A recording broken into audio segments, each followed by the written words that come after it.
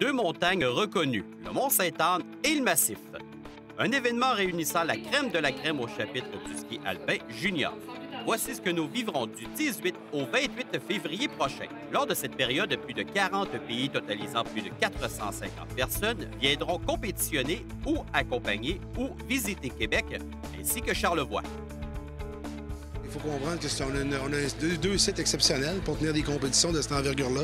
Et pour nous, c'était vraiment intéressant de mettre en valeur la région qui s'est développée beaucoup. Et ce qui est agréable de voir aussi, c'est la collaboration des deux montagnes qu'il y a dans ce projet-là. Hein. Et le comité organisateur, c'est bien, on travaille très fort, mais sans bénévoles, sans les clubs de ski qui s'impliquent, on ne peut pas tenir des événements comme ça. Et c'est souvent le cas dans tous les événements qui se font de cette envergure-là. Ça prend du monde qui s'engage. Et c'est le fun de voir qu'on a réussi à rassembler les clubs de ski, les gens intéressés par le ski pour faire du bénévolat puis nous aider dans cette discussion. Dans toutes les actions qui sont posées pour amener des événements... Ancien membre de la formation canadienne et maintenant jeune retraité, c'est avec un grand plaisir que François Bourque accepte le titre de parrain d'honneur. Cet événement représente gros. Je suis content. Je pense que même moi, en étant passé par là, j'ai quelques titres comme champion du monde aussi.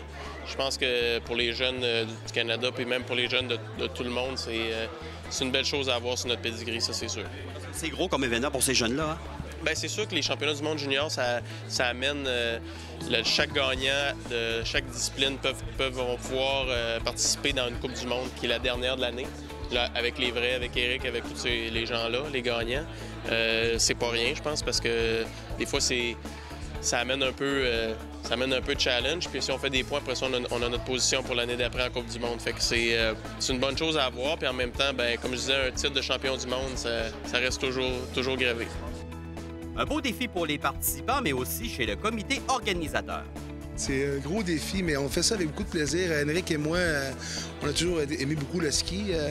Et pour nous, c'est vraiment agréable de faire ça. On a une équipe avec nous qui est très...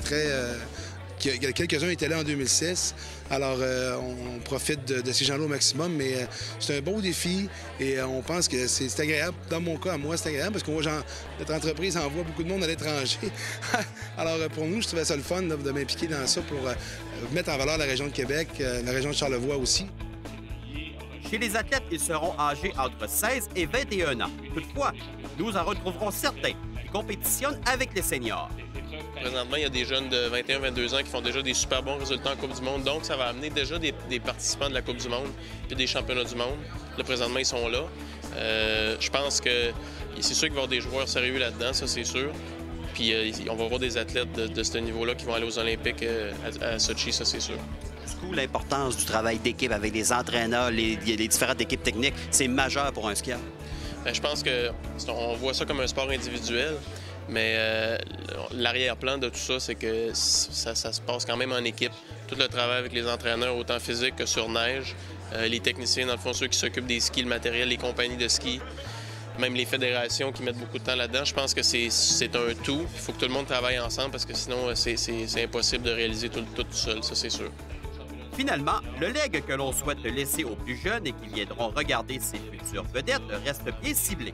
Ce qu'on veut, c'est que les jeunes s'inspirent de ces gens-là. C'est du gros calibre. Il faut comprendre là, que 21 ans, c'est quand même... C'est le lendemain, c'est la veille de la Coupe du monde. Et alors, la vitesse va être là, le défi technique va être là. Fait que pour les jeunes, c'est super intéressant de voir ça. Et bien sûr qu'on ira voir ça.